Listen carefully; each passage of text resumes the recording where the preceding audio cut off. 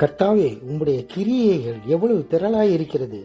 அவைகளை எல்லாம் ஞானமாய் படைத்தி பூமி பொருள்களினால் நிறைந்திருக்கிறது.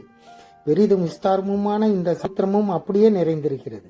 அதிலே சஞ்சரிக்கும் சிறிய வகையிலும் பெரிய வகையிலுமான எண்ணிலடங்கா ஜீவன்கள் உண்டு. அதிலே விளையாடும்படி நீர் உண்டாக்கின திமிங்கலங்களும் உண்டு.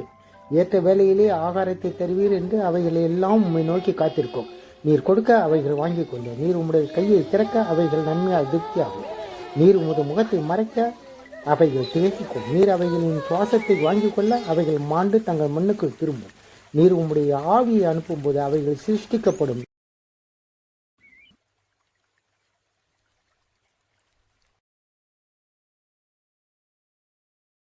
நம்முடைய ஆண்டவராகிய இயேசு கிறிஸ்து சொல்கிறார்,